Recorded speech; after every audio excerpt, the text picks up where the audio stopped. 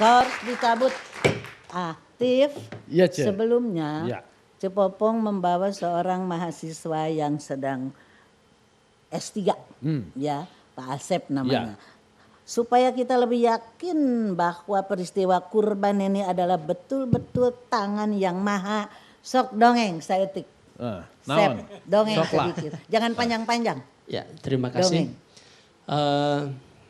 Nabi Ibrahim alaihissalam sebagai mendapatkan gelar Khalilullah atau kekasih Allah, tentunya dicerminkan karena totalitas ibadahnya pada saat dia memang mau menyembelih Ismail anaknya. Jadi satu riwayat mengatakan bahwa betul-betul pada saat itu Nabi Ibrahim betul-betul menyembelih. Cuman karena izin Allah, Diganti. pisau yang dipakainya itu tumpul. Oke. Tumpul sampai Nabi Ibrahim berkeyakinan apakah memang pisaunya belum diasah. Diasah lagi dan dipotong lagi tapi tetap tumpul. Disitulah totalitas keyakinan Ibrahim kepada perintah Allah. Pada saat itu juga Allah menggantinya dengan seekor kambing domba ya. Oke. Gitu. Jadi ada tambahan lagi tadi, totalitas. Totalitas. Ada Jadi ketakwaan, keikhlasan. berbagi, penyembelihan egoisme dan sekarang ada yang lagi totalitas. Ya, Begitu. karena satu Ya. amalan tidak akan bermanfaat tanpa totalitas dan keikhlasan. Terima Oke. kasih. Iya, terima Nuhun, kasih. nuhun. Mucleh, begitu banyak makna dari kurban itu. Anda merasa sudah ikut berkurban atau hanya sekedar korban perasaan? Pak Latif ini terlalu underestimate sama Wih, saya. sudah. Ya. Walaupun benar itu memang.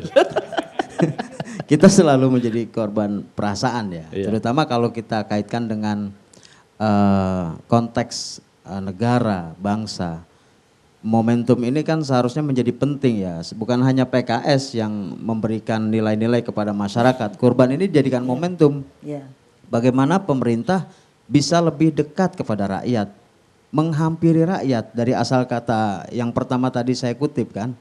Saya kira ini penting karena ini kita akan membangun banyak hal di sini. Banyak sekali yang sudah poin-poin disebutkan. Saya mungkin boleh menambahkan lagi bagaimana kita membangun keadilan, bagaimana kita menghadirkan kebenaran di negara ini, cita-cita negara ini, bahkan cinta seperti lagunya Bang Haji. Apa itu?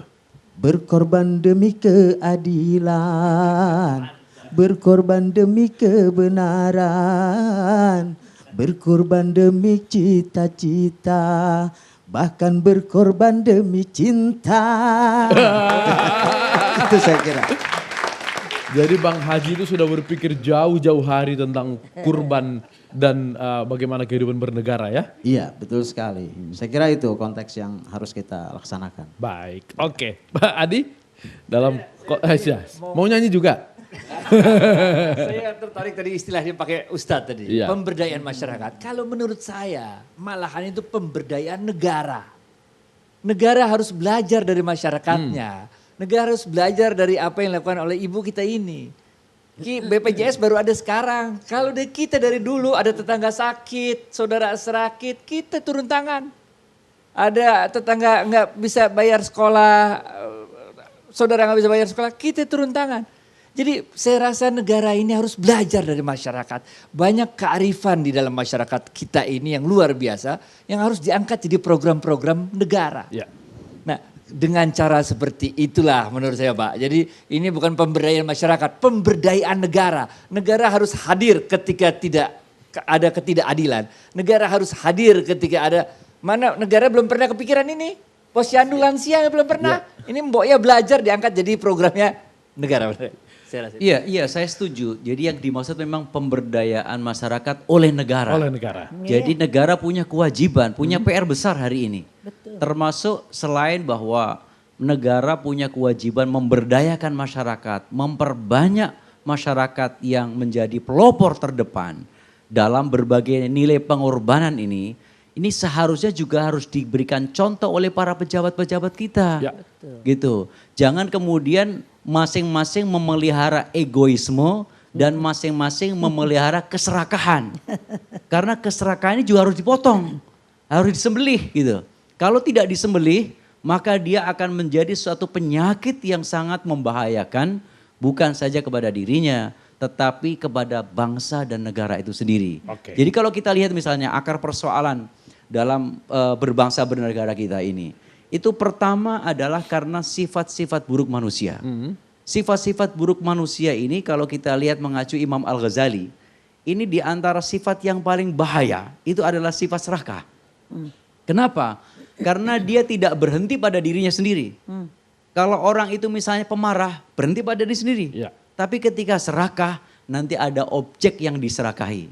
Lalu kemudian ada barang yang diserakahi. Ada orang lain yang dirugikan. Ada orang lain yang menjadi korban. Oke. Jadi karena itu konteks keserakahan ini mesti harus kemudian dikorbankan. Supaya pengorbanan kita kepada Allah Subhanahu wa taala ini diterima. Karenanya kemudian Allah mengatakan lan tanalul birra hatta tunfiqu mimma tuhibbun wa ma tunfiqu min syai'in fa innallaha bihi alim. Jadi tidak mungkin kalian itu akan bisa meraih posisi yang terhormat di mata Allah kalau kamu tidak menginfakkan terbaik, kalau kamu tidak mengorbankan terhadap apa yang paling kamu cintai. Oke. Di antara yang paling dicintai itu adalah harta. Karena kemudian di dalam korban, mengapa kemudian Rasulullah itu mensunnahkan kepada kita, mengajari korbannya itu tidak kemudian sekedar perasaan, tetapi ada fisik, ada nilai yang nyata. Jadi konteks misalnya kambing atau domba. Ya. Domba pun ada syaratnya, tidak sembarang domba. Domba bukan sembarang domba. Iya. Domba harus memenuhi persyaratannya, kan begitu. Lalu kemudian yang kedua sapi juga memenuhi persyaratan. Kalau kemudian yang dikorbankan bukan kemudian domba yang kemudian kakinya pincang, telinganya hilang separuh, Harus lalu yang sehat, tanduknya ya. enggak. Tapi kemudian harus domba yang gagah. Minimal kalau misalnya ibarat manusia itu ganteng gagah kayak Pak Adi Warman misalnya begitu. Nah ini kalau misalnya yang korban itu mesti harus korban yang bagus begitu kan. Jadi yang paling terhormat karena dikatakan pahala korban nanti sesuai dengan seberapa dia punya harga itu. Sapi juga yang bagus, onta juga yang bagus. Nah tetapi kemudian kenapa? Karena ini adalah merupakan bagian-bagian yang menyebabkan manusia serakah, yang menyebabkan manusia mencintai berlebihan daripada itu. Oke. Dan yang kedua ada kata kunci tadi menarik ya, ketotalitas. Mengapa kemudian Nabi Ibrahim itu akhirnya mendapat predikat Khalilullah, kekasih Allah. Ada konteks totalitas di sini. Nah totalitas inilah merupakan bagian daripada cerminan pengorbanan. Pengorbanan ya tidak sekedar tetapi pengorbanan yang totalitas begitu kan. Dan dalam Makanya gitu ya. misalnya mengurus negara ya totalitas, serius begitu loh. Ya. Tidak kemudian asal kemudian dalam konteks yang enak saja. Jadi mengurus negara itu adalah mengurus yang dengan segala risiko dan dengan serius. Jangan kemudian sebagaimana yang kita saksikan sekarang ini. Sepertinya kemudian keseriusan ini kemudian perlu diwujudkan. Oleh karena itu perlu dikorbankan atau dijadikan sebagai korban sifat-sifat buruk tadi, keserakahan tadi, egoisme tadi, lalu kemudian mementingkan kepada kepentingan diri sendiri supaya nanti muncul adanya totalitas dalam berkorban. Oke. Ya, Bang Ali. Negara kemudian juga harus berkurban, pejabat-pejabatnya juga harus berkurban. Itu pesan penting dari apa yang dilakukan oleh Ibu Sri Mulyana, yakni bahwa kalau pengorbanan atau sikap berkorban demi manfaat untuk orang lain itu hanya dilakukan individual, memang terasa lalu kemudian kerja kita sangat berat.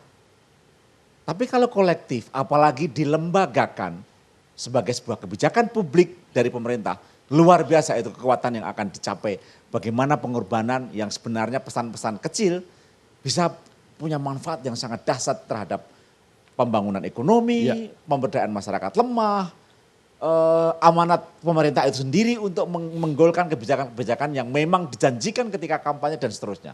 Pada tingkat itu sebenarnya tidak ada cara lain untuk memberi semangat rasa berkorban ini kecuali ketika dia dilembagakan. Oke.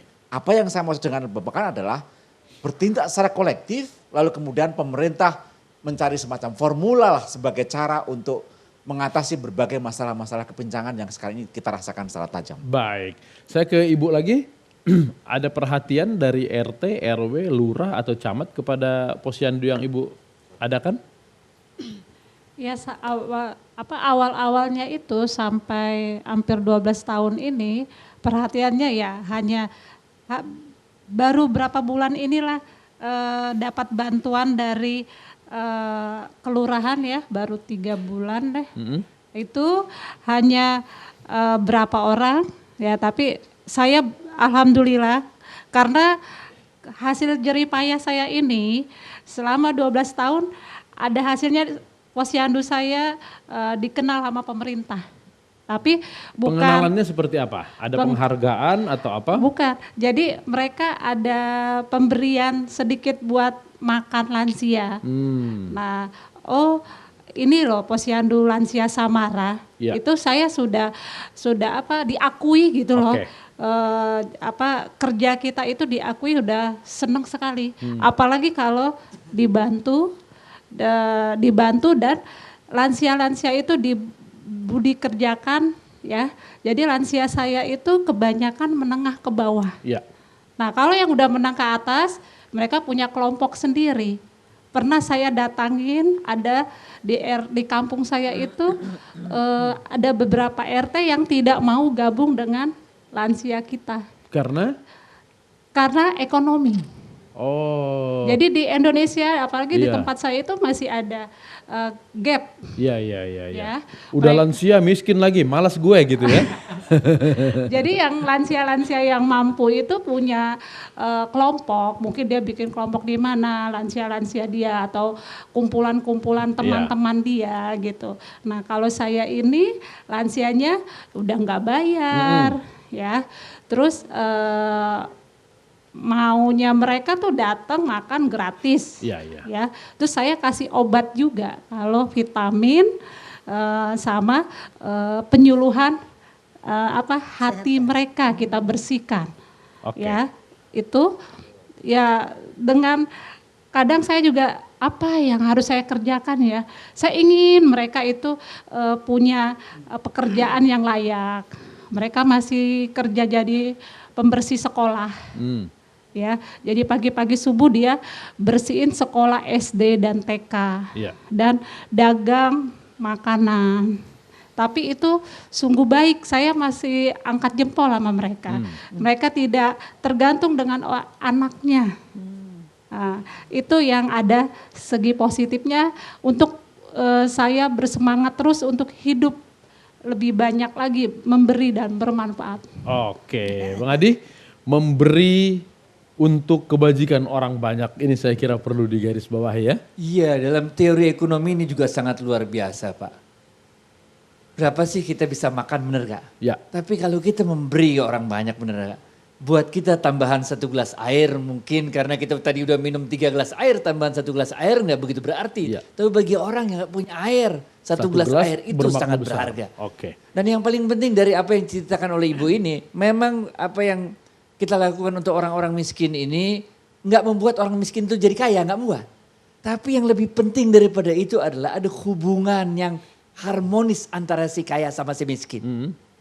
Kalau kita kasih korban, apakah itu sapi dan sebagainya, kita kasih orang miskin itu sama kita jadi sayang. Kita juga sayang sama dia. Jadi itu kompleks perumahan aman dah, kira-kira begitu. Iya. Jadi selain kita yang dilakukan tadi berbagi ini, dia ada unsur menimbulkan kasih sayang di antara orang yang kaya sama orang miskin. Miskin sama kaya sampai entar tetap ada. Tapi dengan cara-cara ini maka ada jembatan kasih antara si kaya sama si miskin. Ini insya Allah baik sekali buat negara kita. Kalau dikaitkan dengan ekonomi saling membantu? Dengan ekonomi saling ini ibaratnya kalau orang Indonesia sekarang Pak. Sekarang kita udah sholat semua, ini udah sholat. Tapi sholatnya kagak jemaah. Ibaratnya kita semua udah rame-rame mau dorong mobil ini, mau ngangkat meja bareng-bareng. Tapi kagak pakai komando. Jadi kadang-kadang mejanya yang keangkat bisa miring-miring. Artinya tenaga yang dikeluarkan karena tidak bersama-sama menjadi tidak efektif. Itu dia. Jadi kalau dari segi ekonomi juga kalau kita lakukan ini dengan arah yang sama. Pemerintah memberikan, negara memberikan arah kemana gitu. Kita masyarakat bisa jalan sehingga nanti dampaknya bisa 27 kali lipat daripada kalau dilakukan masing-masing oleh masing-masing individu masyarakat. Baik, oke. Skor cabut. Oke.